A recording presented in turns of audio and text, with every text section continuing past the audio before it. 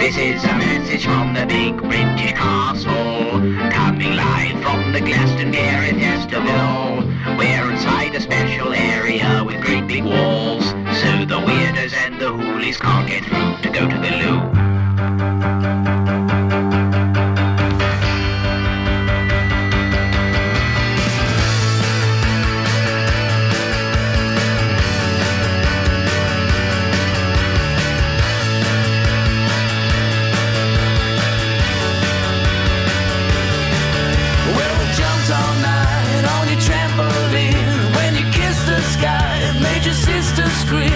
You ate our chips and you drank our Coke, and then you showed me Mars through your telescope. Oh, Grace, save your money for the children. Oh, Grace, save your money for the children. Oh, Grace, save your money for the children. Oh, Grace, save your money for the children. Oh, Grace, save your money for the children. Oh, Grace, save your money, go. Where you sang your songs and you made us laugh, and so we captured you in a photograph. And when the stars came out, your mother called your name. But when the morning comes, we'll get together again. Oh, Grace, save your money for the children. Oh, Grace, save your money for the children. Oh, Grace, save your money for the children. Oh, Grace, save your money for the children. Oh, Grace, save your money for the children. Oh, Grace, save your money, go. Save your money. Save your money for the. Save your money for the children. You save your money for the children.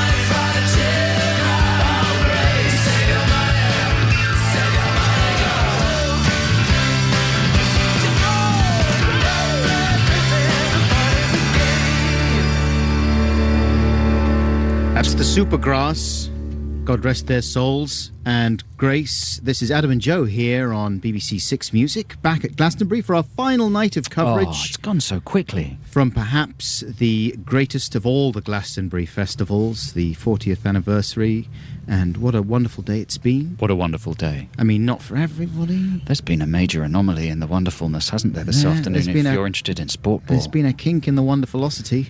If you want further sport news, then this is the right show for you to stay tuned to. Yeah, all the other sports shows, Corden's show and, Piffle.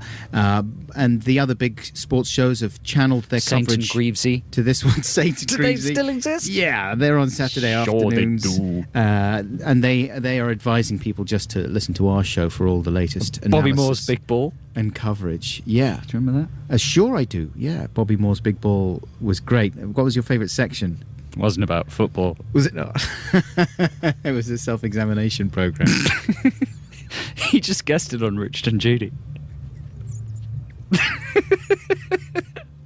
In the late 90s.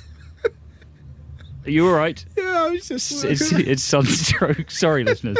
It's been very sunny. We got mild sunstroke. We had supper at the... and we got so excited during the game. We had supper we were Eat to the Beat, and then we all sat outside in the sun. It was like being on holiday. It was like being by the Riviera. We were working very hard. Obviously, but you're still allowed a break. Right? Okay. And we were a bit like on in your right ear, you've got Ray Davis. Actually, it was Jack Johnson singing his wet surf songs. That's the wetness of the surf. I'm not talking about the fact that they're weedy songs. And then in your left ear, you've got... You sound mildly psychotic today. When people say a word, let's start laughing in the middle of the word. That's a trait I associate with psychosis. Really? Yeah. If they start laughing, that's in the middle of the word. I associate that with joie de vivre. Joie de vivre, you're right. Joie de vivre, psychosis, there's a thin line. MGMT could tell you that. If you get too happy, you just go mad. Anyway, you were saying? I was just saying that in the left ear, you've got MGMT, drifting across the fields, and they're having what looks like the gig of their life as the sun goes down. Beautiful ladies dancing around with them there, and they were distributing flowers to the crowd. The main guy, what's his name? Roy Penalties. Johnny Pillpot. He's going down there with his... Ron Penalties. Ron Penalties is the manager of the English football team. All right. Listen, we'll get into all that later on, but we'll take a moment to calm down and play some music right now. And this is a track from one of the big acts that were performing at Glastonbury this weekend, Jack White, Alison Mosshart, and the guy from the Greenhorns and Durwood, better known as Dead Weather. BBC Six Music. Glastonbury 2010. Live from the Pyramid Stage.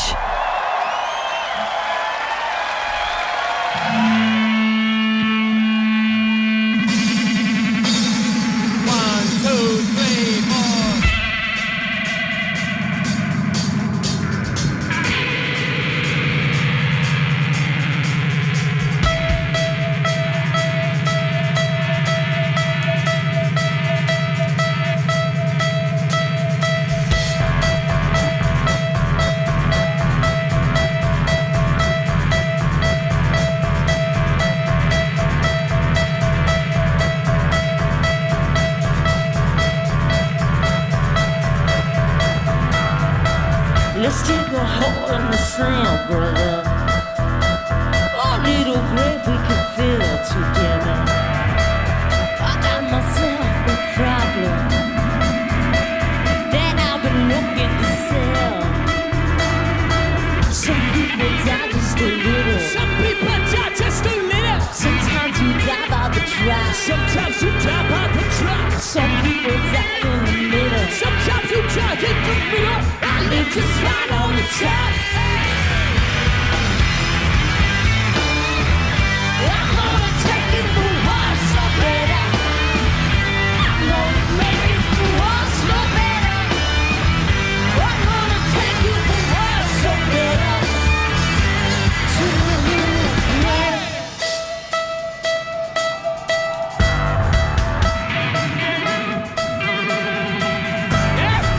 I never said we was evil. I never said it was too cold. I never wished to be saved. I never wished to be saved. If I'm a problem with preacher, if I'm a problem preacher, let's dig a little grave.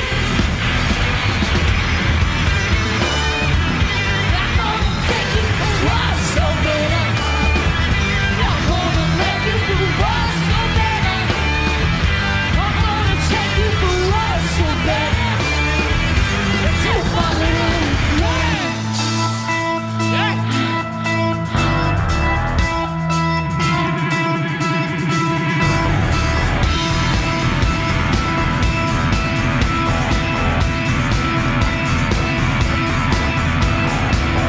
Stick a hole in the sand, brother. Slide off the ledge for what's so better. You ride down to the bottom. If one cuts out to the other. Some people die just a little. People die just a little. Sometimes you die by the drive. Sometimes you die by the drive. Some people die in the middle. Some people die in the middle. I live just right on the top. I'm gonna take you for what's so better. I'm gonna make you for what's so better. I'm gonna take you for what's so better. To my little grave. Take you for what's so better. Take you for what's so better. Make you for what's so better. Make you for what's so better. Take you for what's so better. Take you for what's so better. To my little grave.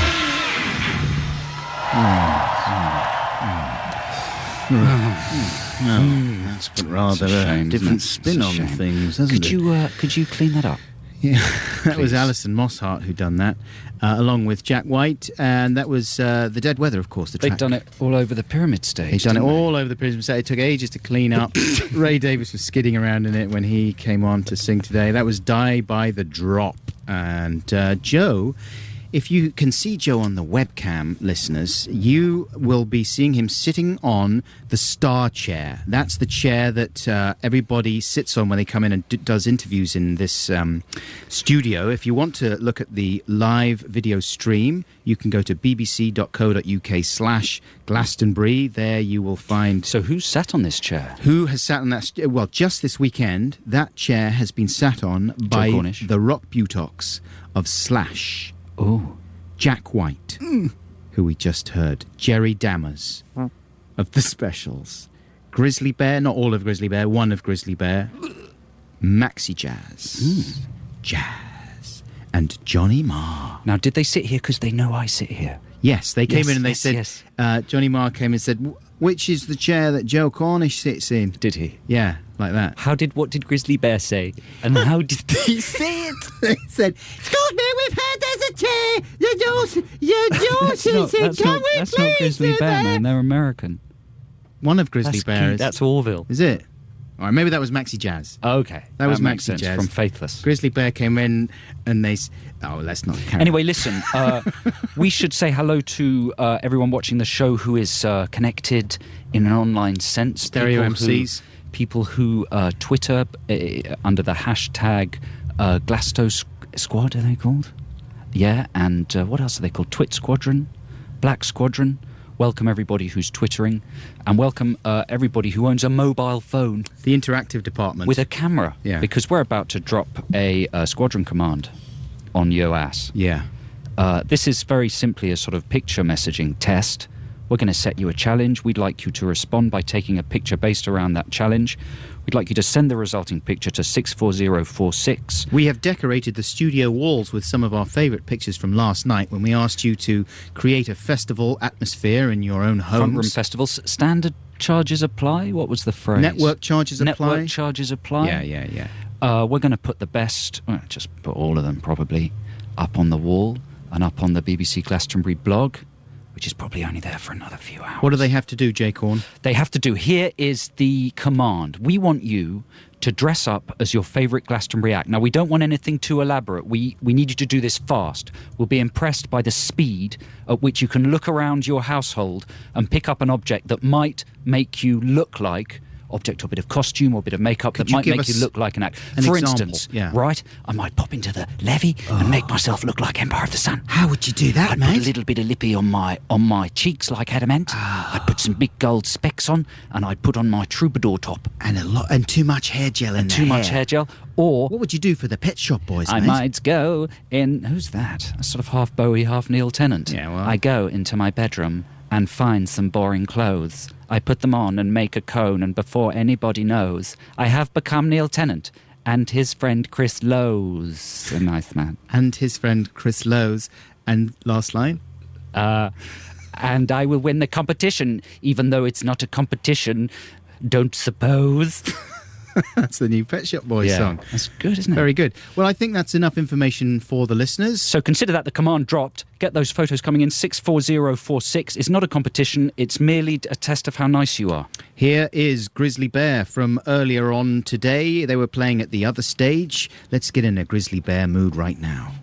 I'm standing in the nude in the open air. I'm really looking forward to Grizzly Bear. I've got bits of food in my hair.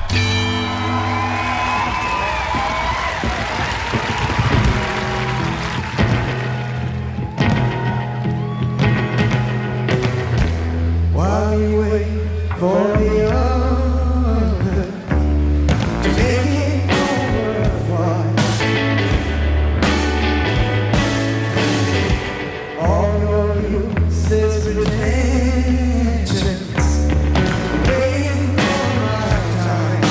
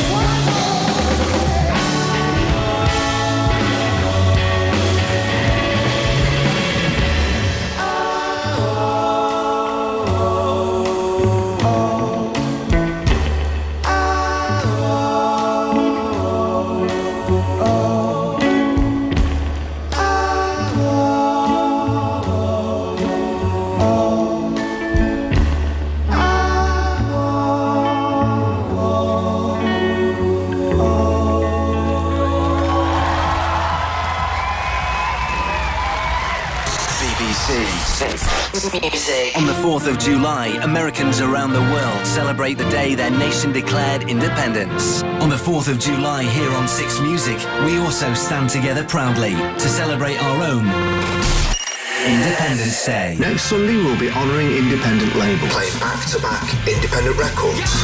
Kerris, Huey Morgan, Jarvis Cocker's Sunday service. And from 10 p.m, join Guy Garvey. I've been in an indie band for 20 years. I'll be discussing what it meant then and what it means now. Playing my favourite indie records in between. Six Music Independence Day. Next Sunday. BBC Six Music. Glastonbury 2010. Live from the other stage. We'd like to introduce members of Steel Harmony who are going to play with us on this next song. Thanks very much for doing this, guys.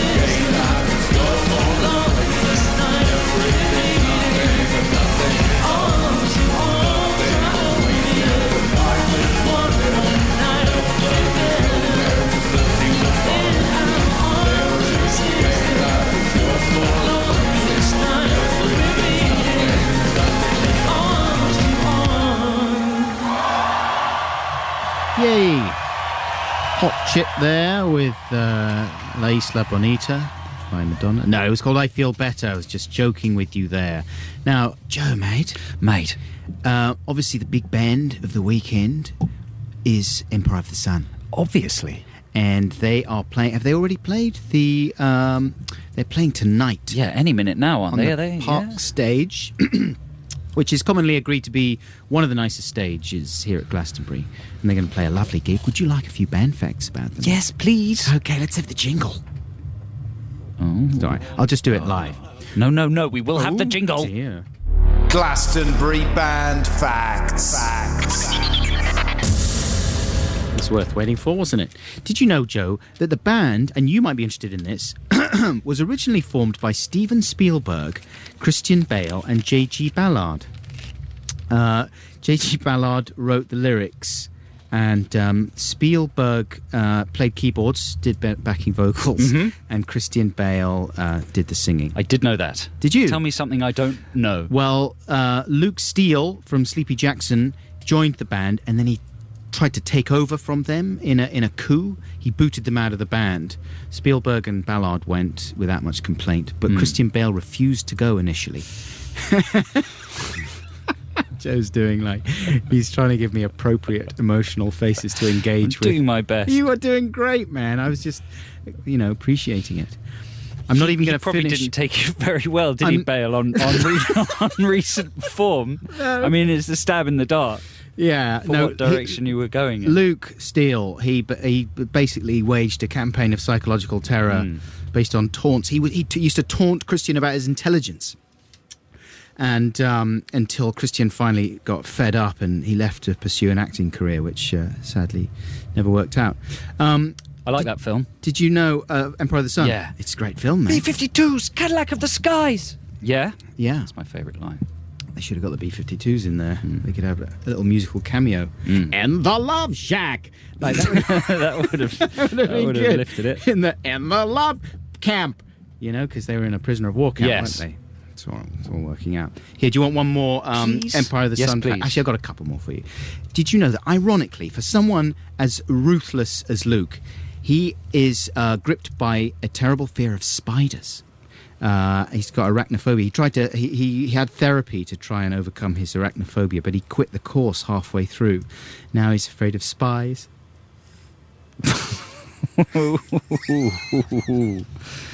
Yeah. Oh, man. Look, come on. I've got two more band facts about Empire of the Sun. Quickly. But they're rubbish. I'll give you one of the two before we go into the news, right? Because this is quite an important one. Luke he's had a small auto-tune device fitted into his downstairs, passage in order to make his airborne toxic events more tuneful.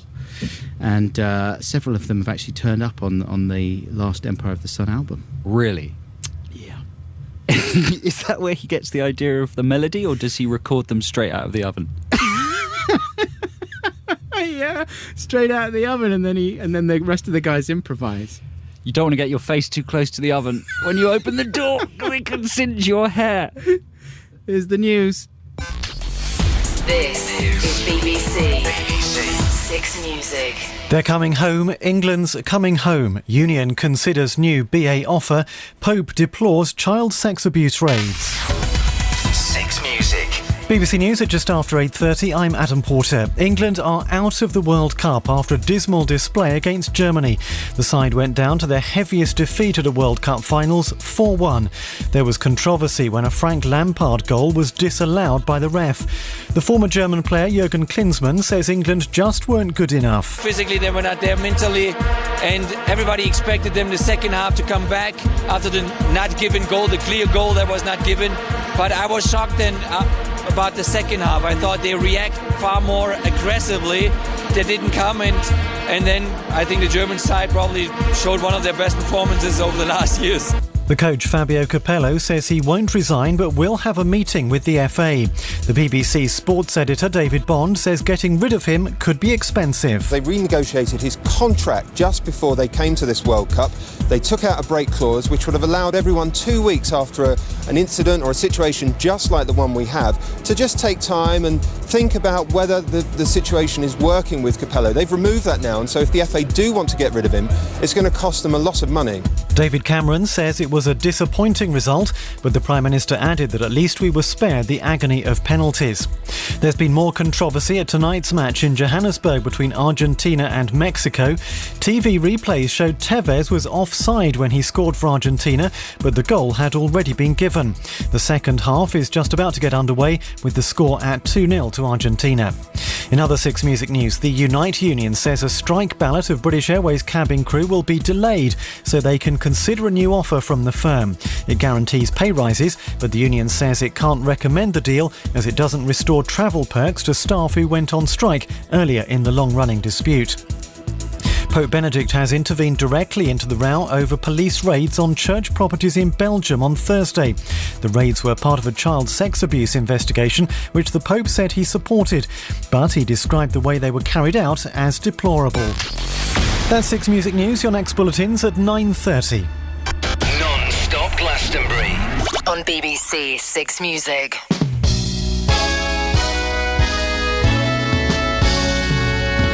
Adam and Joe in Glastonbury, side by side in our tent beneath a tree, trying hard to ignore the smell of the truck that collects the weed.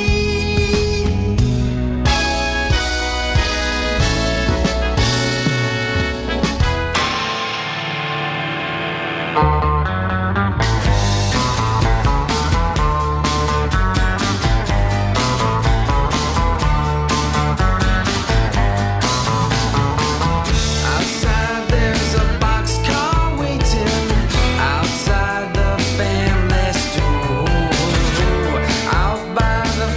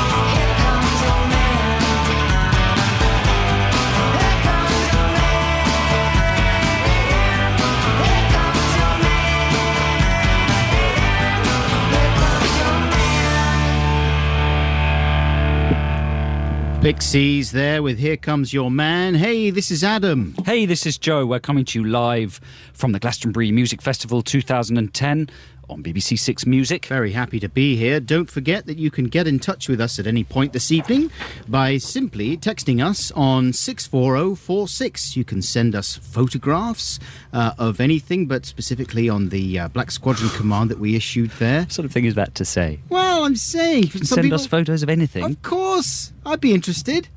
I know what you'd be interested in. It's not specifically, I wasn't thinking of that. But, some people like to communicate visually rather than with words, is what I'm saying. And we shouldn't discriminate against those people. But listen, talking of sending in photos, we issued a command for Glasto Squadron, Twit Squadron, Black Squadron, all the various squadrons that have been established over the past few years, weeks and days. We issued a photo challenge to try and make yourself up like a member of your favourite band performing here at Glastonbury. You had to do this at very short notice with stuff that just came to hand very quickly around the house. We were looking for a really fast response, weren't we? Yeah, absolutely. We've got a very good... And boy, did we get it.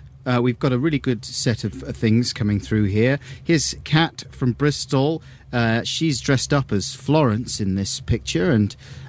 she has a lovely kind of dress on in the Florence style, a crazy red wig and a mask. She pulled that together fast, right? That looks like Florence. Yeah. I mean, maybe the weird white face mask is not exactly like Florence, but no, that's really nice. Now, this is quite clever. Kathy and her daughter in Laceby, I think it says Laceby, have dressed up as the Pet Shop Boys backing dancers, and they've achieved this simply by putting cardboard boxes on their heads and striking sort of...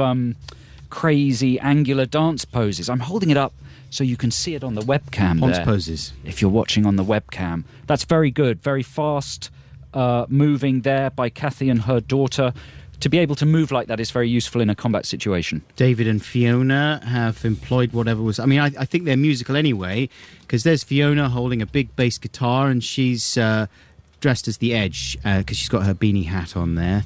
But the coup de grace are the orbital glasses on her friend. Are you pronouncing the S on coup de grace there? Yeah. Yeah. But look at that. Torches mounted to the specs. Yeah, that's good. Orbital, of course, are going to be playing the other stage just as we finish our programme tonight. I might wander over there and check out the Hartnell brothers. Ooh, they're married. What? Sorry, I tuned out. Paul. Lost interest. Are they called Paul and Phil? Are they? All right. Sorry. But thank you for those photos. Keep them coming in. You can keep them coming in. I mean, maybe you've got a more elaborate scheme that can, beat some of the ones we've seen already. Oh, I thought you meant like a more elaborate conveyance scheme for the actual photographs. It could be that too. So listen, folks, we were talking earlier on about the football, the fact that this is the big programme for all the sports news, the Adam and Joe show, of course, as most people know. We're well up on our sport. We're passionate about football. We absolutely live and die for football, so today has been a tough day for us. But let's not say too much more about it ourselves. We're going to play some music by lovely Laura Marling. But right after that record, you're going to hear what happened when we went to watch the big match with the crowds here at Glastonbury, and we did our own moment-to-moment highly informed football commentary. So, get ready to relive the highs and lows of this afternoon's match right after this record. BBC Six Music. Glastonbury 2010. Live from the other stage.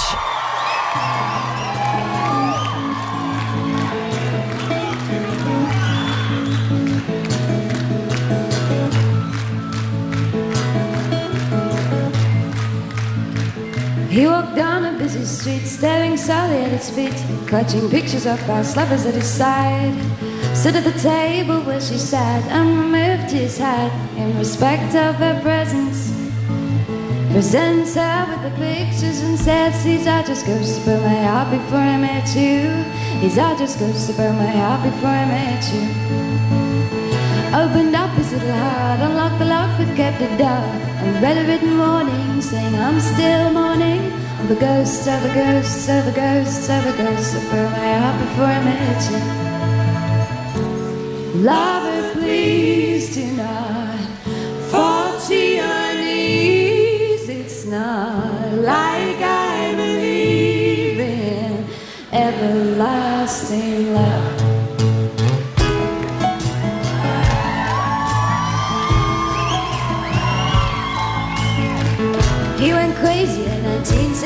solid self-esteem. He couldn't understand why he was crying.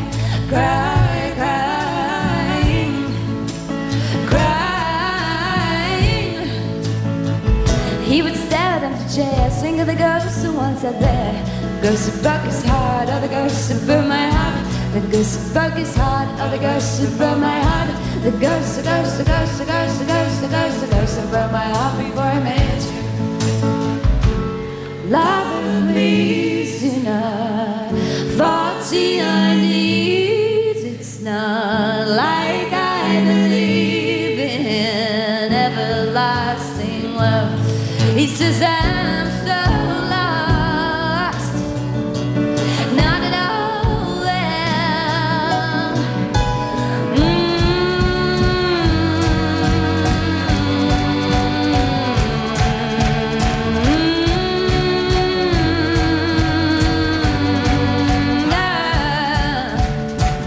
Do was done if there was nothing left to be. It turned out I've been following him and he'd been following me. Just two lovers crying on each other's shoulder, and I'd say, lover, please do not foresee our needs. It's not like I believe in everlasting love. Lover, please do not foresee our needs. It's not like I believe in everlasting love.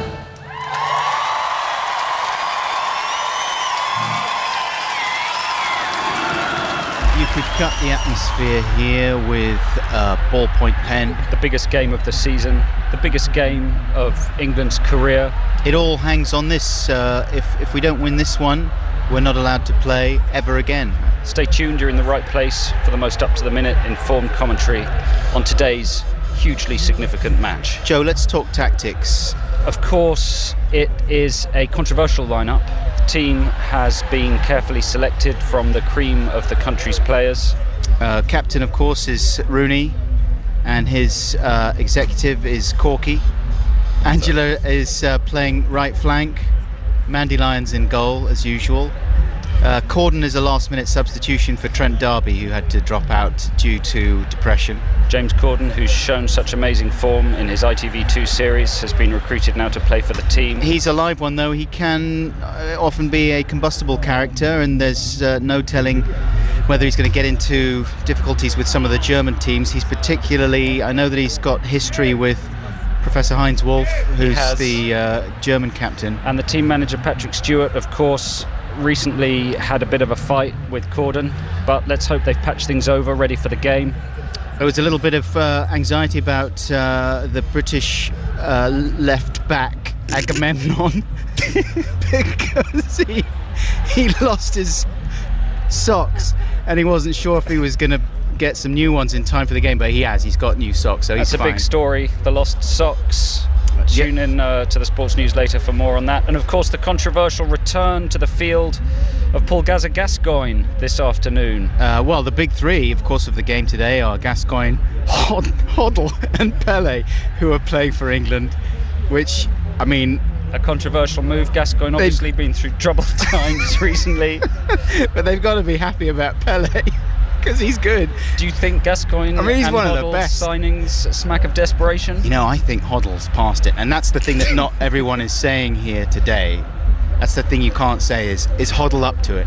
And of course, one of the stars of the team, Zane Lowe. Zane Lowe's on brilliant form. He's been playing wonderful football for about 6 months now. Plays wonderful football and the best in cutting-edge indie music. Plus, he's very intense. He's an incredibly intense player. He can push the ball merely with his eyes. What do you think about Yoshi and Bowser? Bowser's heavy. He's slow to accelerate, but once he gets up to speed, he's indomitable. You really can't knock him off the track. If the German team are planning to throw any kind of flaming rock... Well, allow me to correct you there, Adam. Of course, Yoshi has the ability to scoop up the ball with his tongue and then spit it out on fire, which might be useful in the later hours of the game, but that's a skill he should hold back until push comes to shove. Let's have a look at the German lineup. Again, some extraordinary surprises. They've switched a lot of their players at the last minute. Some say it's a sort of tactic to confuse the British, but we're really on top of this lineup now. Of course, Klaus Kinski wearing the number 1 shirt. Professor Heinz Wolf has brought in Des Boot at the last moment. He was a substitute for a while, but after Nijndanker had to pull out for personal reasons. Kraftwerk playing in the number 2 shirt, of course, with their legs tied together, all 3 of them. And they're incredibly efficient. I mean, they are robotic, almost. Of course, Dirk Technik is playing in the number 3 shirt. He's like a well-oiled machine. Yeah, he is. They're all well-oiled machines, especially Kraftwerk and Dirk Technik. Hofmeister's in goal because he's a bear of a man. Just one thing to quickly say about Professor Heinz Wolf. Will he or won't he be bringing his trademark contraptions onto the field? Yes, that's right. He wanted to set up a very elaborate contraption that would propel the ball up a little ramp and then go round a kind of curly slide in the middle, and then a fan would go round and the ball would drop into the goal. There's rumours that that's against the rules, but we won't be 100% sure until the kick-off. The gods of football, the cream of European football, head-to-head in a match for the ages. What an atmosphere, what a game, and what the an incredible 90 minutes. celebrities here packed into this backstage area are extraordinary. Who have we got in here? Well, Floella Benjamin is here. Floella Benjamin is over there. She's turning heads. Toby Anstis is on the floor. He's drunk, already very drunk. Russell Crowe is over there, and he's sewing just a big flag and giving out flowers. And the CBBC cactus is here as well. I forget his name. Prickles, yeah. He's here as well. So what a game. It's going to be extraordinary, and we will get back to you as soon as play gets underway to fill you in on how it's all going. Stay tuned. Adam and Joe, number 1 for sport. I was following the eye, was following the eye, was following the eye, was following the eye, was following the pack, all swallowed in their coats, with scarves of red tied round their throats, to keep their little heads from falling in the snow. And I turn round and there you go, and Michael, you would fall and turn the white snow red as strawberries in the summertime.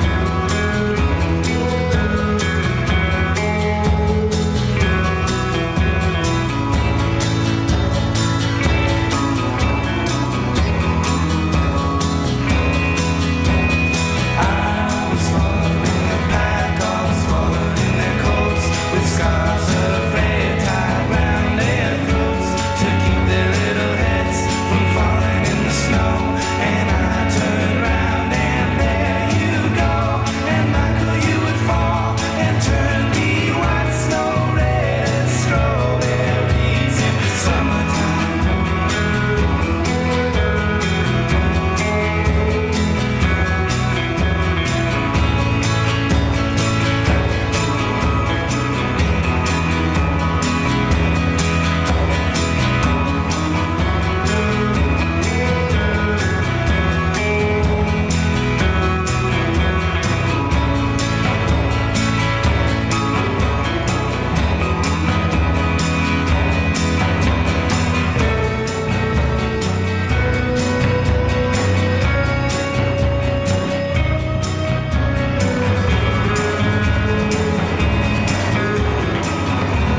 Swallowing the pack, all swallowed in their coats, with scarves of red tied round their throats, to keep their little heads from falling in the snow. And I turn round and there you go, and Michael, you would fall and turn the white snow red as strawberries in summertime. That's the Fleet Foxes. They made a big splash when they played the Glastonbury Festival last year. That wasn't live, of course. That was the album version of White Winter Hymnal. This is Adam and Joe here on BBC 6 Music. Delighted to be here as well for Glastonbury. And we're going to talk about something a little, off the beaten track right now, inspired by the fact that Joe was talking to his mum earlier on the phone. I mean, the festival is a place to miss your parents, right? Yeah, I have to say I haven't spoken to my mum this weekend, but Adam, how often do you speak to your mum? Not enough, man. Obviously, listeners, we're both grown men. Yeah. We don't live at home anymore, much as we'd love to. Neither of us, I think it's safe to say, have the kind of relationship with our parents where we phone them every day and stuff. Once a week? Once a week? No, I don't do that. Really? No. You see, if a week goes by and I haven't spoken to my mum, Yeah. I'll feel a little bit upset. I mean, that's what a lot of people say if they don't speak to their mum every day. Every day, I know. A lot of people speak to mum every day. Here's my problem, listeners, that I'd like your help with. My mum's a very loving, lovely woman. Obviously, I love her very deeply. I can vouch for that. Do you mind me saying I love her too? Do you? That's fine. No, that's good. She's a bringer of love. She's a great when I speak to her after the conversation, after all the catch-up, the chit-chat, she will say to me, lots of love, all my love, see you very soon. My problem is I can't say I love you back. Whoa. What about, so what do you end up with? I end up saying, thanks. Lots of love, Joe. Lots of love to you. I just go, thanks a lot. Thanks, Mum. Bye. Thanks for the love. And that makes it's not that I can't say it back, it's just that I don't. What do you say in reply to that? Oh, lots of love back to you. It sounds a bit banal, you know what I mean? Well, are you worried it's going to make you less manly? I mean, it's better than saying thanks, I suppose, is better than saying ditto. Yeah, do you know what I end up saying? I end up saying, well, give my love to Daddy, I would say. But for something stops me from saying it to her. Is this a profound Oedipal problem? I don't know what it is. What do you say when you sign off from your mum? I've got the same thing, man. I had the same thing the other day. She came to stay for the weekend, and I went out round the corner to buy some milk or whatever, and she phoned me up while I was out and said, "Oh, I'm going now. I'm driving off." And I felt really bad that I wasn't there to say goodbye to her, and I hadn't seen her for ages anyway. And it had been one of those weekends where there was a lot going on, and I felt we didn't really have any heart-to-hearts. You say "I love you, bye" all the time. Yeah, but I don't on the show. You say "I love you, bye." You could say that to your mum. Yeah. I love you, bye. I love you, bye. Like that. That's all I need to learn to do. No, but I mean, it's funny. It's easy to say in a ludicrous way. It's not easy if you mean it, though. I mean, that's tough. And so I totally sympathise with your problem. What I want to say is, bye, Mummy, I love you. I wish I spoke to you more often. I wish that we hung out and had great conversations, but our lives keep us apart for whatever reason. That's too much, isn't it? It's way too much. Way too much. I mean, you might even say it's too much for a radio show. Do you think? I want to know from the listeners, though, what's the right thing to say to your parents, given that you do love them? Yeah. At the end of a phone call. We know the right thing to say. It's the trick is saying it. How do you say it? What is the right thing to say? I love you. Is it not? Do you reckon that's too much? I think it's too much. I love you. No, you don't have to say it like that. I wouldn't say it like that. I love you. I love you. Obviously, you're not going to say it like that. Yeah, okay. Well, any advice from listeners would be 64046. I really need to solve the problem because I really need a sign-off I can really, use every time she calls. Sure, yeah. That pitches it at the right level. Well, that sounds sincere but not overly emotive. What about lots of love? Lots of love. Lots of love? Yeah. It sounds like I'm writing a letter or a postcard. It sounds trivial. What about yours sincerely, Joe? What about see you next week? Bye. Next week. Till next time. Yeah. And I'll be back at the same time next week on BBC Six Music. Bye. With more great conversation. Bye, Mum. It's some more music right now. And who have we got, James? We've got Tightrope. Now, this is a track. Yeah. Is this a track from the new Big Boy album? This is a hot album. There's a track that everyone's talking about that he's got out at the moment. What's it called? Bubble Bath or something? Right. You're asking the wrong guy. Everyone's talking about it. But this one's called Tightrope. It's by Janelle Monáe, we think. I saw her performing this, I think, on David Letterman. And she's really impressive. She's got sort of James Brown moves. And... Still not too late to talk about the Letterman scandal. Yeah, we can do that later. All right. Here's Big Boy and Janelle Monáe. Monet and left foot. Another day. I take your pain away. Some people talk about you like they know all about you. When you get down, they doubt you. And when you dip it on the scene, yeah, they talking about it. Cause they can't tip on the scene what you talk about it. Talking about it. When you get elevated, they love it or they hate it. You dance up on them haters. Keep getting funky on the scene while they jumping around you. They trying to take all of your dreams, but you can't.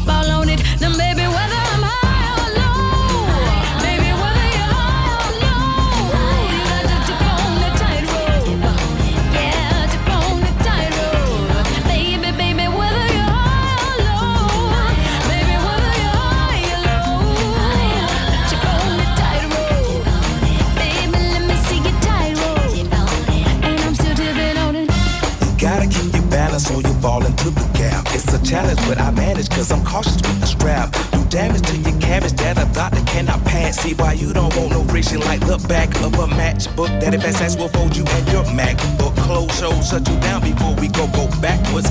Act up, and whether we high or low, we gonna get back up like the Dow Jones or NASDAQ. Sort of like a man and they wanna crack. Come on. I tip on alligators and little rattlesnakers, but I'm another flavor, something like a Terminator. Ain't no equivocating. I fight for what I believe. Why you talking about it? Just talking about it. Some calling me a sinner, some calling me a winner. I'm calling you to dinner, and you know exactly what I mean. Yeah, I'm talking about you.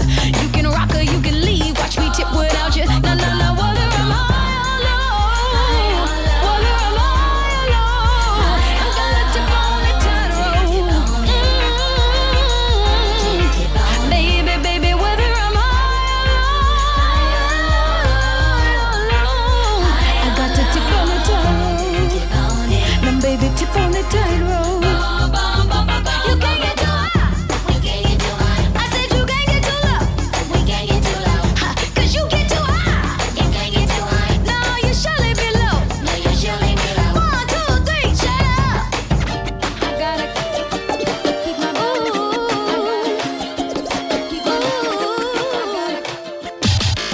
BBC Six Music. Non-stop Glastonbury. Live music in the next hour from MGMT, Faithless and LCD Sound System. Non-stop Glastonbury. This is BBC Six Music. Is anybody planning on going all the way? We sure as hell are. Who here is considering, is in talks to go 3/4 of the way? By show of hands. Okay. Who here is there? Who's here? Is they're already there? Well, then this song is for you. It's called "A Rules That Don't Stop Me."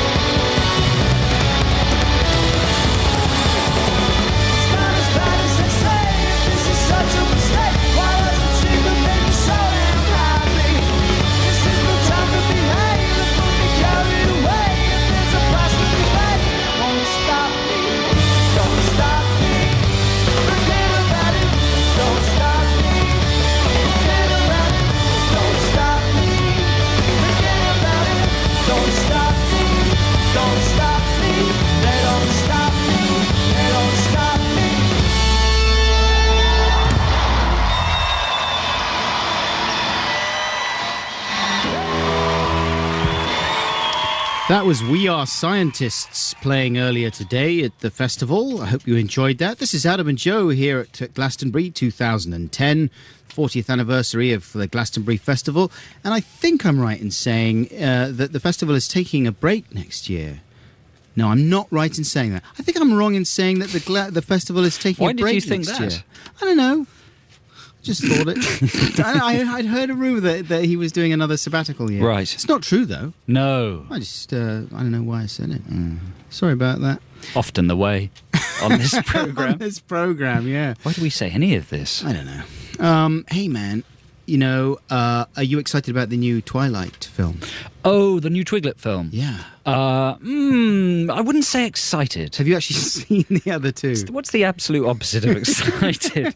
I did. I went to see the first one with a friend. We talked about this, didn't we? Or was that after we went off the air? I don't know. Yeah, I went to see it at the View West End in London's Leicester Square, I think on the opening night. Yeah. After work with a friend. And it was awful. Oh, really? Yeah. Not even it was really weird. Hedging your bets Sure with we that didn't one? talk about this? It was a cinema full of ladies. Right. And I found it intensely boring. Did you? Like, worse than the worst soap opera ever. What about the Wolfmen, though? Did you see the second film as well? Yeah. No, that's the one I'm talking about. Oh. Twilight. Well, they're all called... What's the second one called? New Moon. New Moon, yes, Yeah. yes. And a lot of the women in the audience were laughing every time any of the boy wolves got their man boobs out. Uh-huh. As if it was a sort of a kind of Chippendales concert. Yes, exactly. Well, it kind of is, isn't it? It kind of is. Taylor Lautner, is he the name of the... Yeah, from Shark Boy and Lava Girl. Oh, that's him. Yeah. So yes, all the Wolfmen get their stuff out the whole time in a ridiculous way, and they don't carry around spare clothing. No, because it all busts off them. Well, they don't feel the cold, right? Because they're hot with wolf heat. Yeah, exactly. And also, they're not responsible for what happens when they turn into wolves. In fact, there's a very sad moment when one of them reveals the fact that his girlfriend has a very big scar because he slashed her when he was a wolf man. Because I got in an argument. Oh, dear. Oh, you don't want to walk away with me now because I'm a wolf man. That's what happens. Really? That's what happens in our house, because I'm a wolf man. Oh, you were? Oh, I claimed to be a wolf man last year on the programme. I claimed to have a chest like a wolf man. I have got a chest like a wolf man. You have not. I do. It's hairy. I'm better looking than Taylor Lautner, and I've got more defined pecs. Yeah, that's true. My pecs are very defined because they're so large. I mean, in a way, they're more like breasts, but they're very prominent. And I do have a terrible problem when I get angry because I'm prone to lose my temper, The key to those films, though, is the girl not being allowed to touch the men. She's not allowed to do much of anything. If you made a film just with a girl, an attractive girl in a cage, surrounded by the 20 sexiest men in the world, and that was just it for 90 minutes, they just dance round the cage naked, going la la la la la la la la la, and she's not allowed to do anything, that would be a huge hit. She is a weirdo, though, isn't she, Bella, in the film? Because she just more or less has a blank expression all the time. She does, but that's good acting. Betray emotion. Is that good Yes, acting? less is more. The less, the better.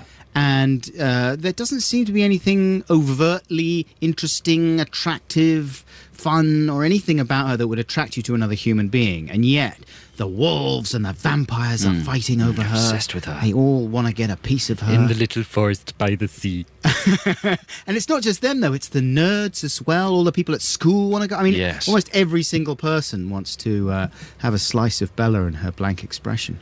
Did you enjoy the made-up films they had in that? No. Oh, yeah, they walk past a cinema, don't they? Yeah, the films where you don't remember what they were called. Ah, it's coming back to me. There was an action film, and they went to the movies. They were quite clever, though. They were quite ironical, were they not? A little bit, yeah. They sort of reminded me of the kind of stuff that we burble about. There was an action film in this film called Fist Punch. Yes. And there was a romantic comedy called Love Spelled Backwards is Love. That was the one good scene with Anna Kendrick in it. Right. Who was good in it? Was Anna Kendrick in it? Yeah. There you go.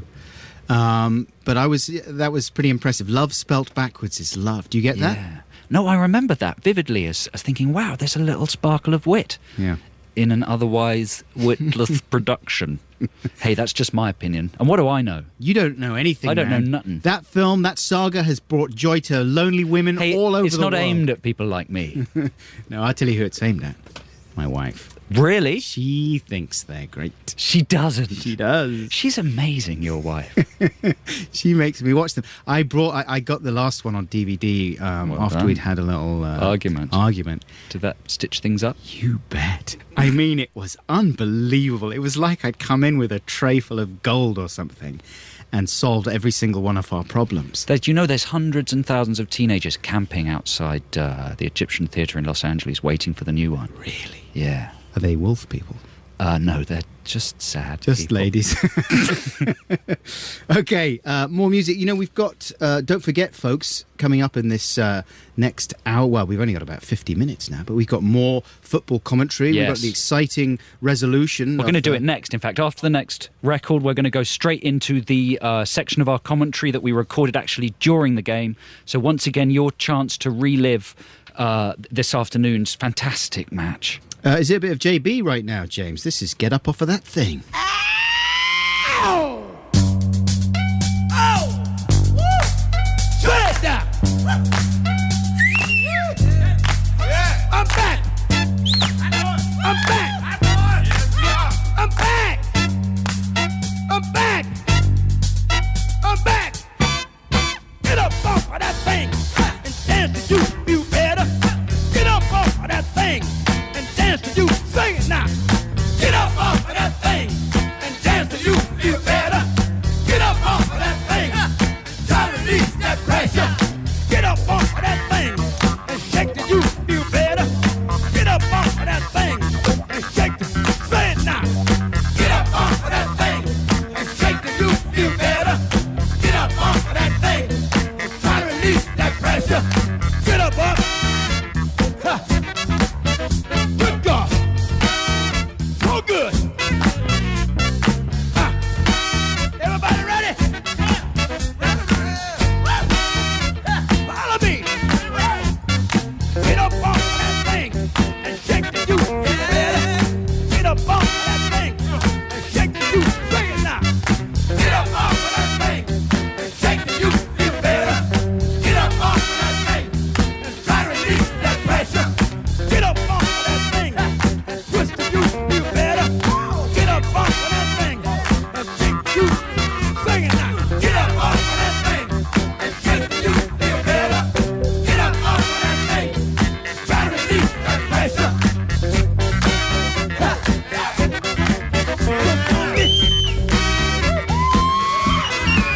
So good. Walk around. Ohio players. Get into the sunshine. Check this out. I want you to get up off of that thing and dance to make you better. Get up off of that thing. Follow me. Get up off of that thing and dance to you feel better. Get up off of that thing and try to release that pressure. Wait a minute. So funky. Show love. I need it. That's a wild brother. That's a wild sound good. Sound good. Good. Watch it. Watch it. Watch it. Good job. Watch it. Watch it. Look at that. You sound good. Let me hear you say something. You feel good. You feel good. Do it to me.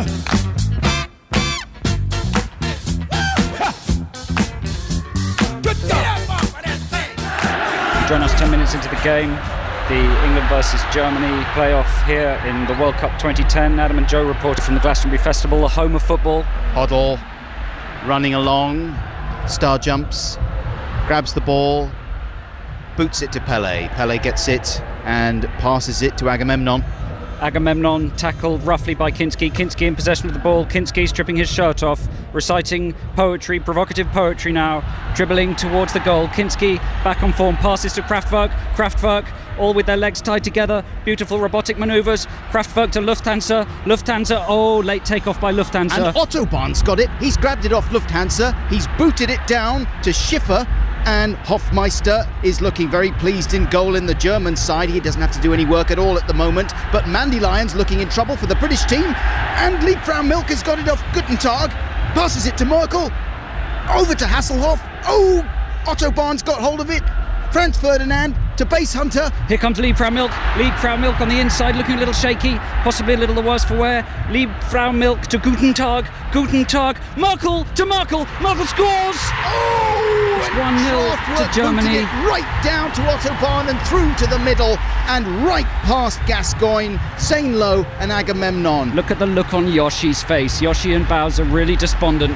Corky's hanging his head in shame there, and Rooney has gone over into the corner. A shot there had a sandwich. A shot there of the Wags on the British Wags bench. Lara Croft hugging a tearful Gwyneth Paltrow. Angela Lansbury is helping Dame Judi Dench up. She's fallen over. The two Fergies, Fergie from the Black Eyed Peas, and Jenny Murray is weeping into her sandwich.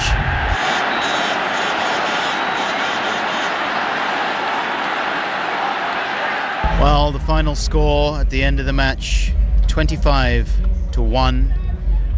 England's hopes shattered, lying in a pool of vomit. Hordes of surgeons now approaching the British fans in order to gut them. Half of them are now actually fully gutted. The rest of them standing in lines waiting for the gut removal operation. The news coming in that James Corden and Dizzy Rascal's single is to be pulped, even though it's made of plastic. It's going to be smashed up. All the digital downloads will be converted into books and then pulped. Fans of that single are going to have to sing it backwards for as many times as they sung it forward. This will be enforced by to the police. Unmake it.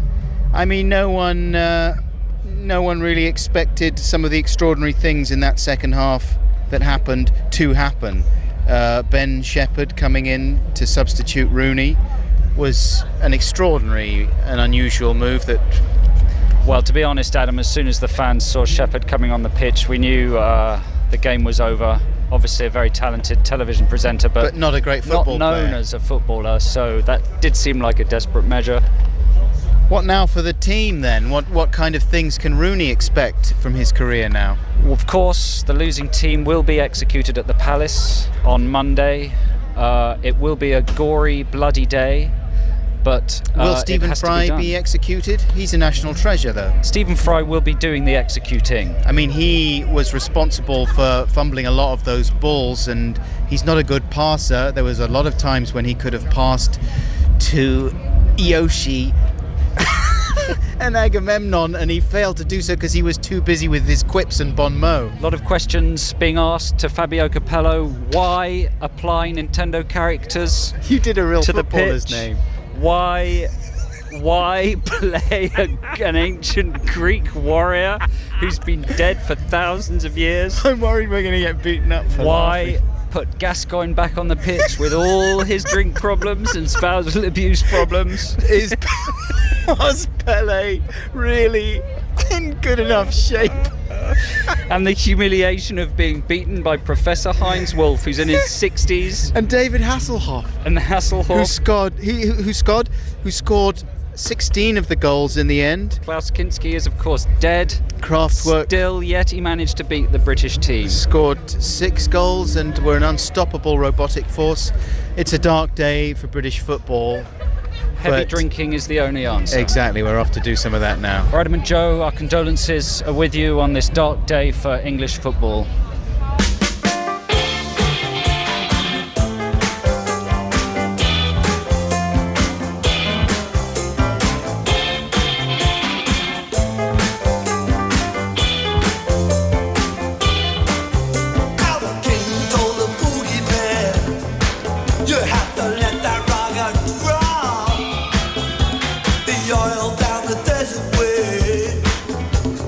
Shaken to the top.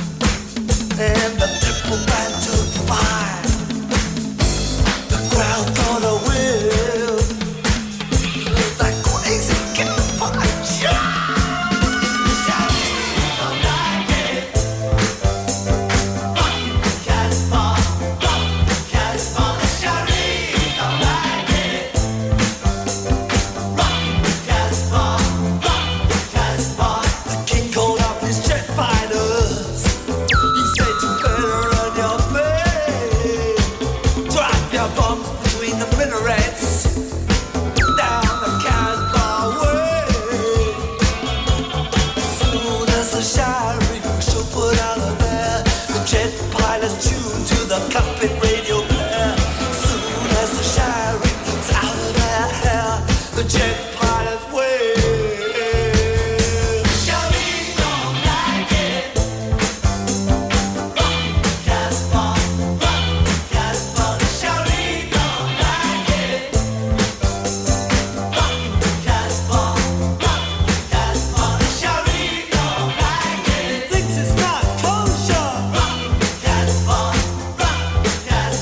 Charlie don't like it. Fundamentally can't take it. Rock Casbah, Charlie don't like it. You know he really hates it. That's The Clash with Rock the Casbah, of course. The Lock Clash. the taskbar, lock the taskbar. The Clash. Yeah, that's how you say it. This is Adam and Joe on BBC Six Music, coming to you live from the Glastonbury Festival 2010. And what a fantastic time we've had. This is our last show, obviously. We're only like 2/3 of the way through, so don't panic, Adam. It's absolutely Don't get fine. emotional. What a lovely time we've had, like hanging around with all the other presenters. It's been very nice chatting to Tom Ravenscroft. Yeah, he's a very decent chap, isn't he? He's so handsome. He's very handsome. I didn't even realise he looked like that. I don't know why, but I suppose, because John Peel was sort of charmingly dishevelled. He was handsome. He was handsome, of course. But I sort of expected his son to look a little more like a kind of swampy figure, you know? Right. But he's good looking, man. Lovely chatting to Jarvis there at the beginning of the show. That's the first time I've met Jarvis. Yeah, did you get a little bit... thrill? I did, yeah. It is nerve-wracking, isn't it? I recognised him from Fantastic Mr. Fox. No, obviously. That's right, I forgot he was in that. And who else has been? We'd love to chat to Keris, and I say that because in a second we're going to play a track that Keris recorded earlier in the day, but we'll get into that in a second. First of all... Yeah. No, you can. Can we get back to my emotional mother problems? Oh, yes. Okay. Have the listeners been supplying you with some advice? They have, yeah. I was saying earlier in the show that I'm having problems when my parents call me, when my mummy calls me. I just don't know how to sign off. She's quite emotional. You know, she's not emotional, but she'll say, I love you, and do all that proper mum stuff. I just find it very difficult to reciprocate. A little like Patrick Swayze in the film Ghost with Demi Moore. Oh, right, Obviously, that's a different kind of relationship. But do you remember? He always had to say ditto. Yeah. It's a little like that, but only with your mum. So thank you for the various bits of advice we've had in. Paul in Brighton says, I have the same problem as Joe. I love my mum, but I feel she should know this anyway, so it doesn't merit a mention. Now that he's really put his finger on it. They can is take this it as read. heartless, he says. Paul in Brighton. This is the thing, as a father myself, I project a few years into the future and think about what I would like in my twilight years. I'm not saying my mum is in her twilight years, but you know what I mean? Like, when I was older, I would I miss think you it. want your kids to be hard. You reckon? Yeah, cold and hard. Tough, cold and hard, ready to take on the world. I'm a bit of a weed bag, though. Here's one from, how do you say that name there by my thumb? Shan? Shan? S-I-A-N? Sean. Sean. You and Joe, I think. My dad never says he loves me when signing off on the phone either. I make a point of saying it and staying very quiet afterwards just to make him uncomfortable. I think it must be a boy problem. You know, my dad doesn't have any sign-off, my dad. He will finish his last sentence and the phone goes down. That's really? It. Yeah. Nothing like someone in a movie. You know, like how sometimes it's quite hard to hang up to conclude a phone conversation. You know, sometimes there's a lot of awkward stumbling. All right, see, okay, all right, then cheers. And to read the goodbye signals, not a problem for my dad. Clunk. That's the end of the convo. Will Bowie says to mother, believe me, mother, the feeling is mutual. Please tell me you understand. That's his suggestion. That's efficient. And finally, from H in Leeds, that's H from Steps. Might be. Hello, Joe. I'm the same with my mother. When she says, I love you, I've found it's easiest to say, same to you. Go for it, man. No, he doesn't. Yeah, same to you. Same to you. Oh, I see. He's saying to you. Right. So back to mum. Oh, same to you. And the go for it, man, is for you. It's for me, yeah. I thought he was saying that to his mum. Same to you. Go for it, mum. Go for it, mum. You could do it. I don't know. I haven't got anything there I can use. Listen, really. We were discussing this while the record was playing, and we got to the root of your problem. What was the root of my know what problem? the right thing to say to your mum is. What is it? What was it? It's "I love you, mum," or "lots of love," or something like that. Something that just has the word love in it. That's all you need. But you can't even say that, Iceman. It's not because I'm an Iceman. It's because I'm overly emotional. You're a very nice I can't do things by halves. Yeah. In fact, there's a film with Receif fans coming out about you, isn't there? Is there? Yeah. That's exciting. Nice man. But thanks for your advice, everybody. I'll keep working on that. Here's some music. Yes, this is the track that Joe was mentioning earlier. This is Keris singing with the London Community Gospel Choir. And she's singing Swing Low, Sweet Chariot, I think. Here's her to introduce it, though. Swing low, sweet chariot, coming forward to carry me home.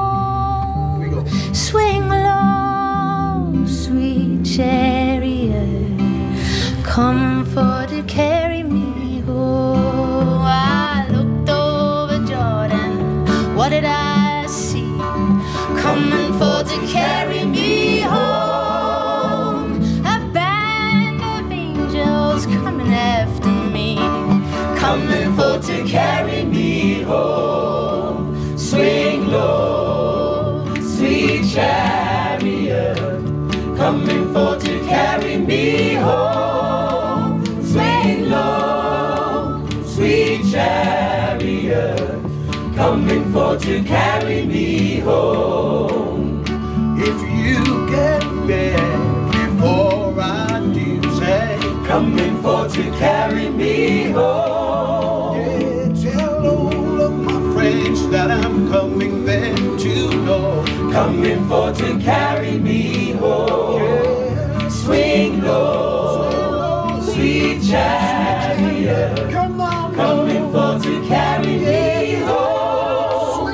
Swing low, sweet chariot, come on, coming forward to carry me home. You know, sometimes I'm up, sometimes I'm down, coming forward to carry me home. Sometimes I'm almost to the ground, coming forward to carry me home. Swing low, sweet chariot, coming forward to carry me home. Swing low, sweet chariot, coming forward to carry me home. Swing low, sweet chariot, coming forward to carry me home.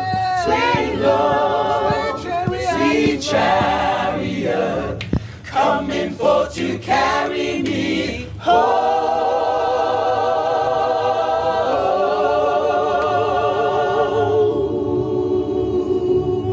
Very lovely. That's Keris Matthews here on BBC Six Music. Was that earlier today at the Glastonbury Festival? And she was singing with the London Community Gospel Choir. Swing Low, Sweet Chariot. Lovely. Very nice.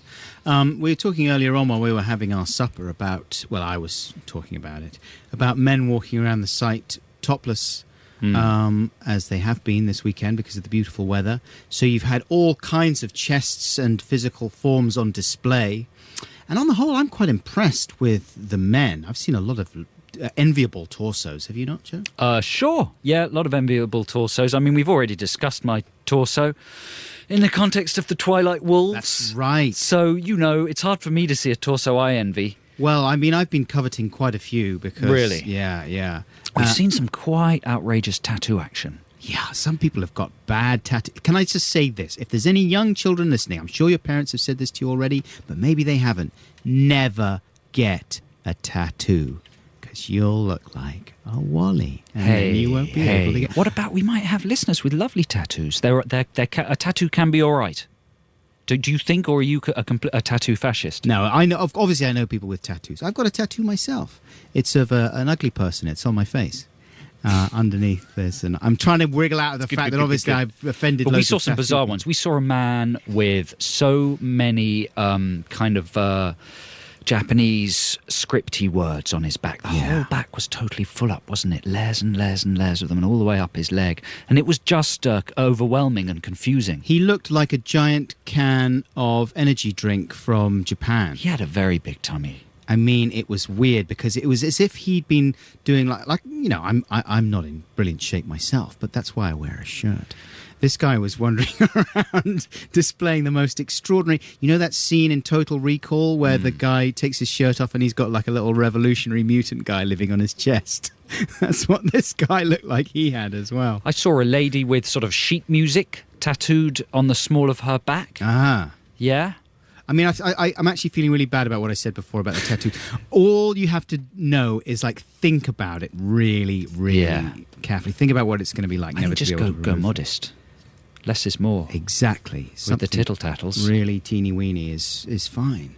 You know, and what's wrong with a nice little anchor? What's wrong with something, just a heart with mum? What's wrong with a little cobweb on the face?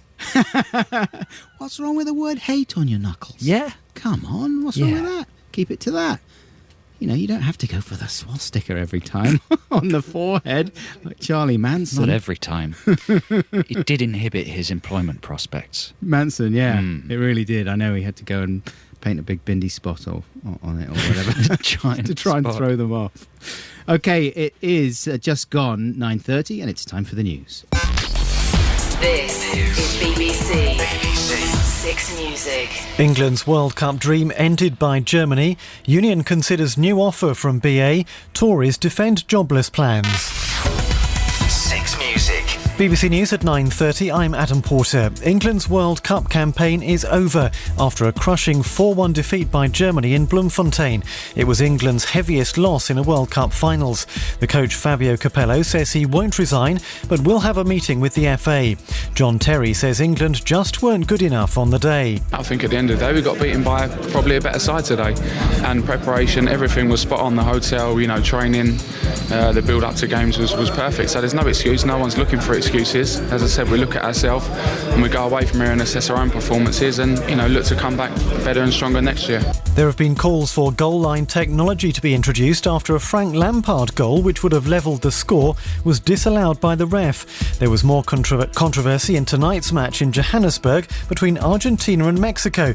Argentina's first goal was given, although TV replays showed it was offside. Argentina won the match 3-1 and will play Germany in the quarter-finals. Other news from Six Music. British Airways has welcomed a decision by the Unite union to delay a strike ballot of cabin crew. The firm has made a new offer to end the long-running dispute. Unite says it can't recommend the deal as it doesn't restore travel perks to staff who've been on strike. Labour have condemned a government idea to help unemployed people who live in council houses to move to areas with more jobs. They said it was a return to the on your bike Tory party of the 1980s. But the Chancellor George Osborne defended the proposal. I've seen these rather lurid headlines and they don't bear much relation to what Ian Duncan Smith has said, and what Ian Duncan Smith has said is a very sensible thing, which is we want to help people in social housing be able to move. And that's one of the important social reforms that I think we need to see in our country. A surfer has helped rescue a woman who got into difficulties while swimming off Newquay in Cornwall. A second swimmer is still missing. That's Six Music News. Non-stop Glastonbury. On BBC Six Music. Glastonbury, Glastonbury, Glastonbury, Glastonbury. Adam and Joe and Six Music. Jan and playing new music from Glastonbury, Glastonbury, Glastonbury, Glastonbury.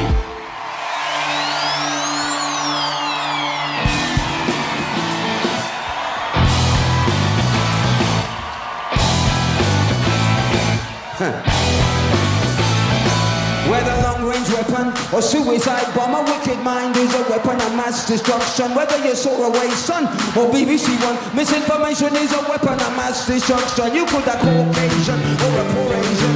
Racism is a weapon of mass destruction. Whether inflation or globalization, fear is a weapon of mass destruction.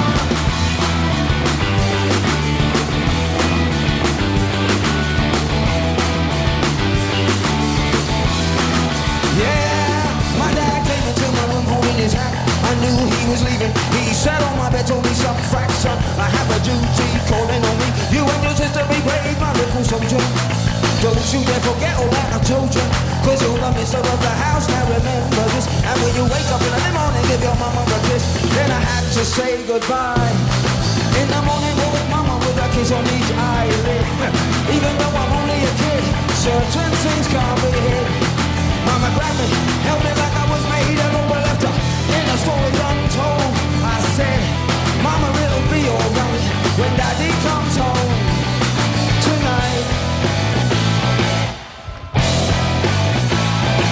tonight.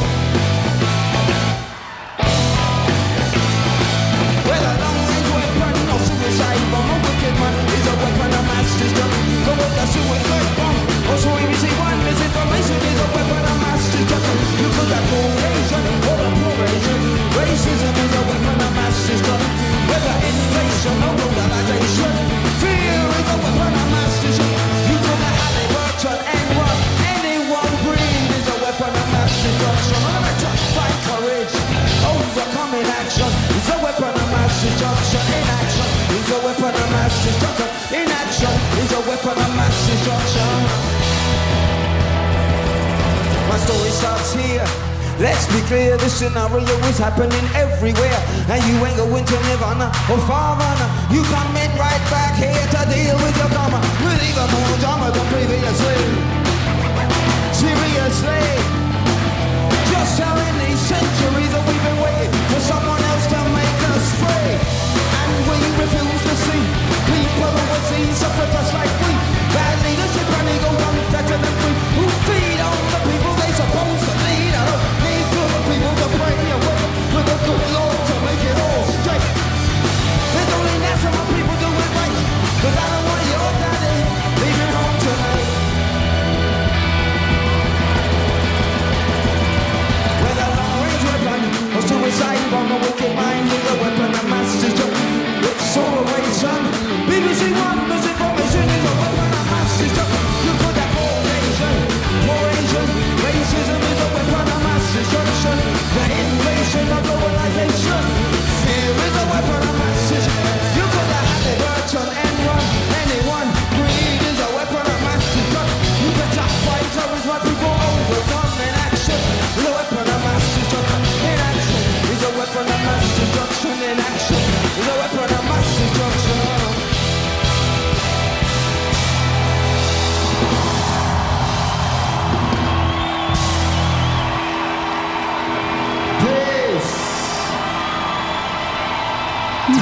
Sounded like he said something else at the end of that record. I mean, he was saying peace, but the way he said it sounded like something else. Peas. Peas, exactly. That was Faithless, recorded, really recently, like half an hour ago. Half an hour ago. Time is more or less catching up with us. On the Pyramid stage here at Glastonbury. That's hot from the oven. Ooh. I thought you told us to stay away from the oven earlier on. It depends what sort of an oven you've got. Depends who's in the oven. And then, of course, tomorrow, Joe, it's back to normality. Back on the train. Oh, dear. To Lundump. And I'm looking forward very much. You going back to Lundump? Well, I've got to go back to Lundump to get the train to Norwich. But I'm looking forward to all the phone conversations I'm going to be listening to on the train tomorrow. Yes, that'll be fun. Be really good.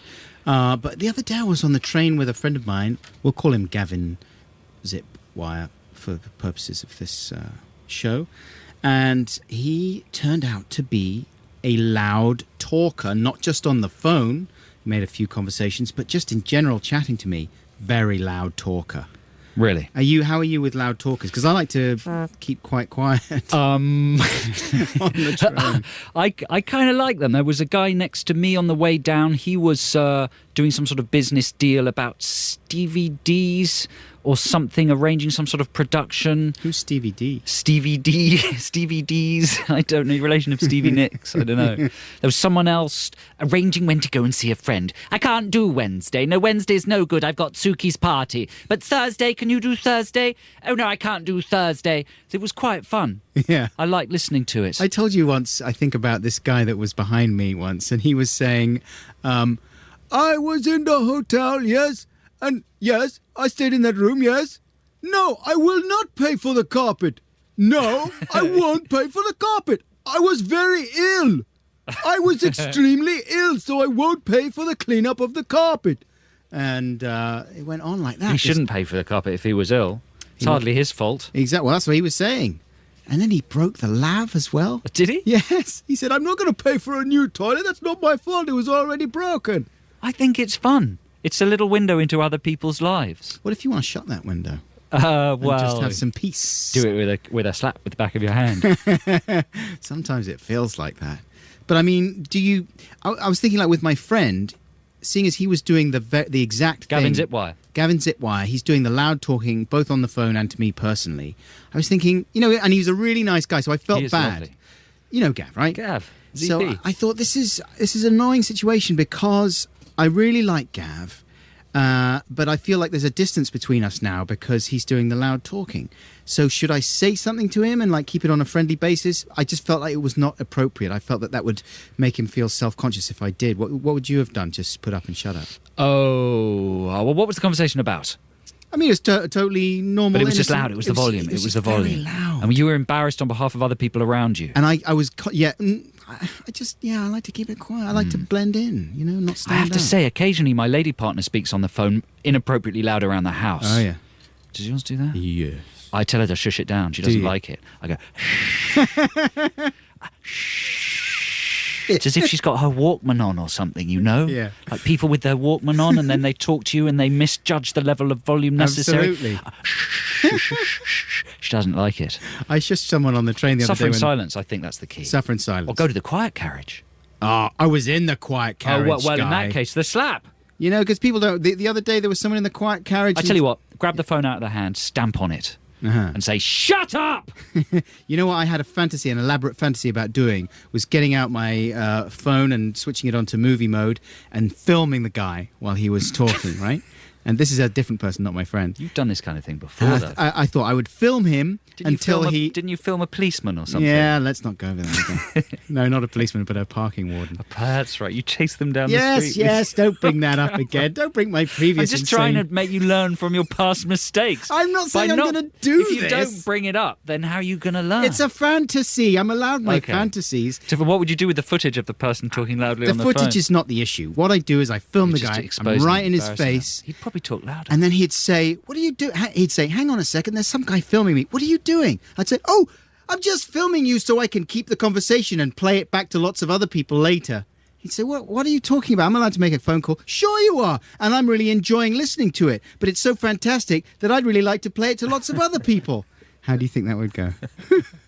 I think you'd be more embarrassed than he was. Of course I would. Yeah. Because I'd be a massive wally. But still, it's a nice fantasy.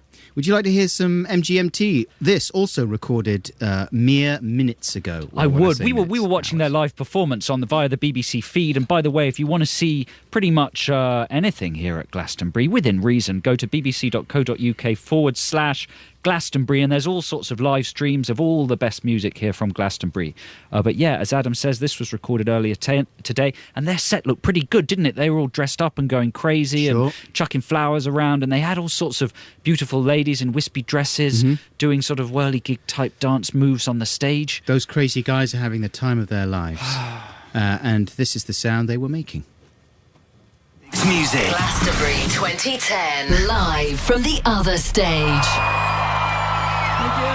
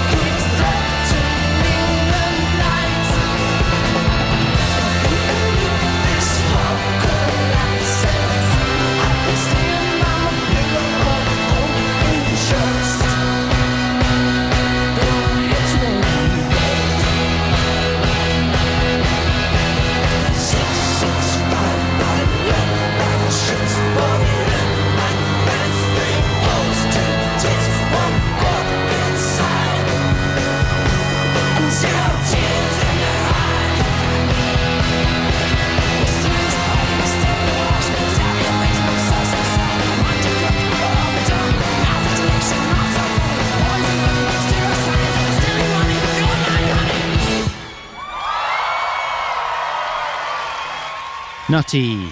That's the Nutty Boys, not the Nutty Boys, some Nutty Boys, MGMT. They were playing earlier on this evening here at Glastonbury.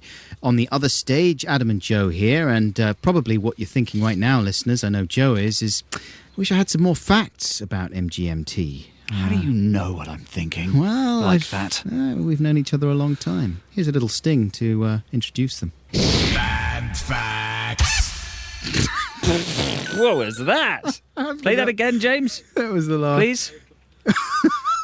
Band facts. What is that effect even called? No, I found it on. That's amazing. Somewhere on my hard drive. I thought I'm going to have that one. I'd forgotten. That was the last. I knew that was going to be the last one of the festival. So. Well, you really saved the best till last. Sure, I did. Did you know that MGMT stands for Macaroni Gives Me Tummy Ache? Really? Yeah. Or possibly Men Get More Totty. Right. I'm not sure. Lead singer. Are you just guessing on both of those? No, I know it stands for Macaroni Gives Me Tummy Ache, but I'm guessing. No, end the sentence there, man. Okay. Lead singer Jimothy Sparkles and guitarist Sam Bendiman met while working at an amethyst shop in Brooklyn, and they bonded over a shared love of rabbit hutch design.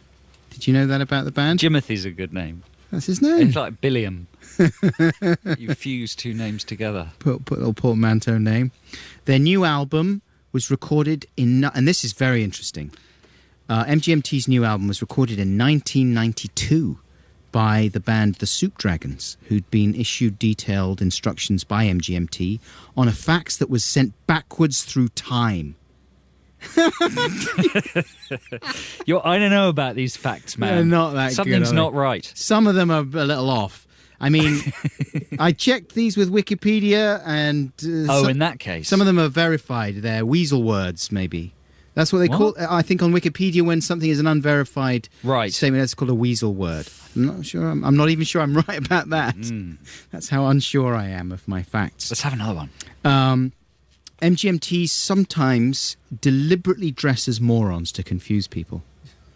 Did you know that?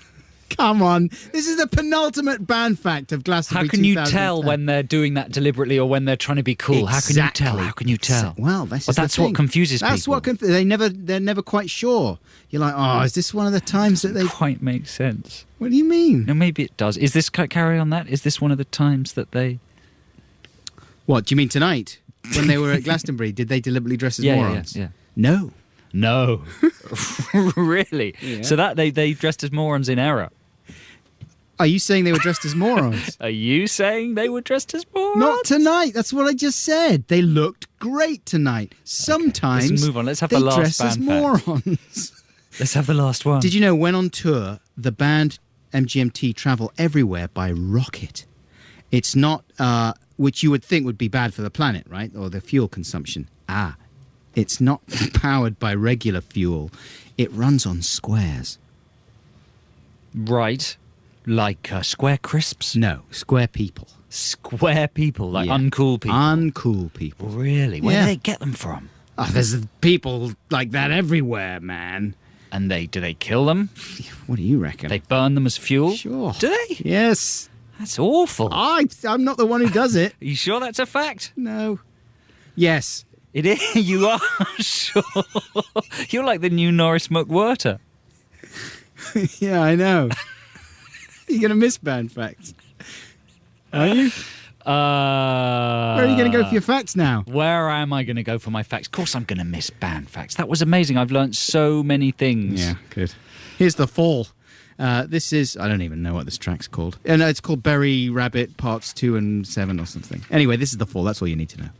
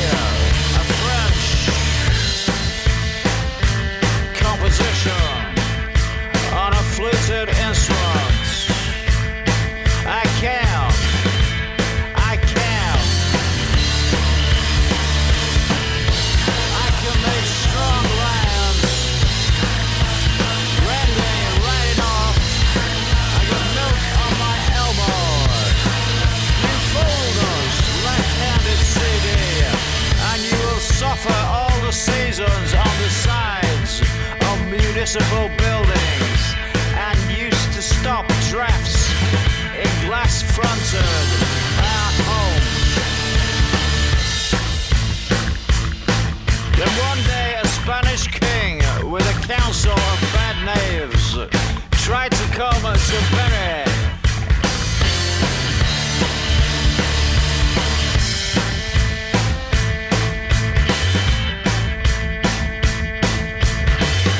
a new way of recording, a chain round the neck, ding off his guts. You can't say anything nowadays. I said if I'm from Barrow. Don't mess around, honey. I'm Wolverine. I'm from Barrow. A friends, and sound. In a song, there's something. In a song, there's something. Automatic. Swab again.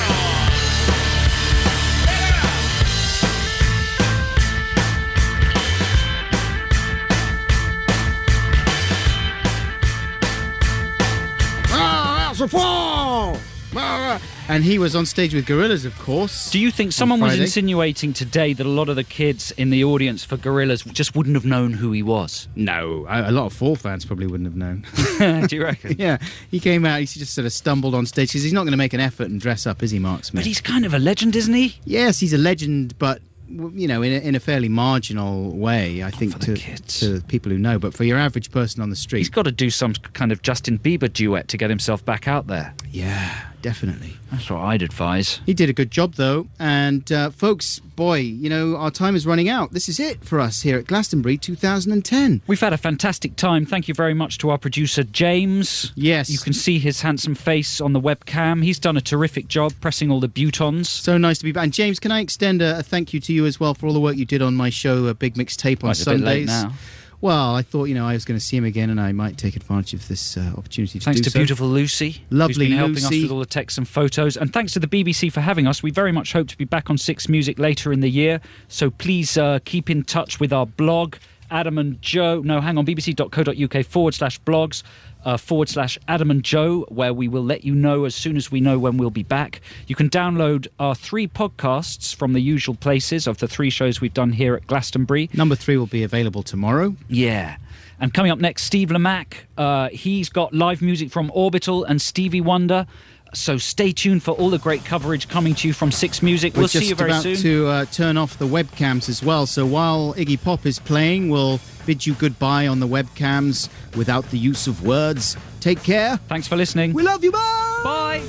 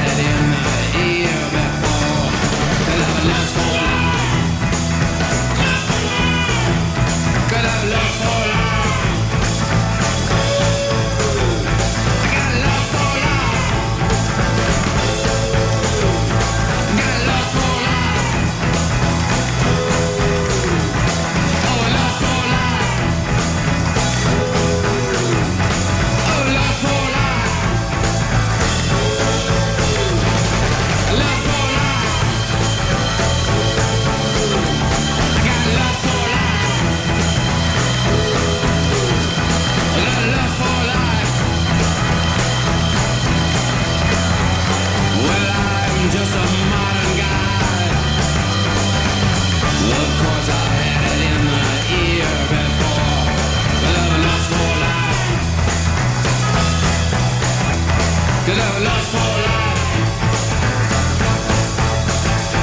Well, here comes Johnny, yeah, again, with the liquor and drugs and a flesh machine. I know he's gonna do another striptease. Hey man, where'd you get that lotion? Your skin starts itching once you buy the gear. About something called love. Oh, love, love, love. Well, that's like hypnotizing chickens.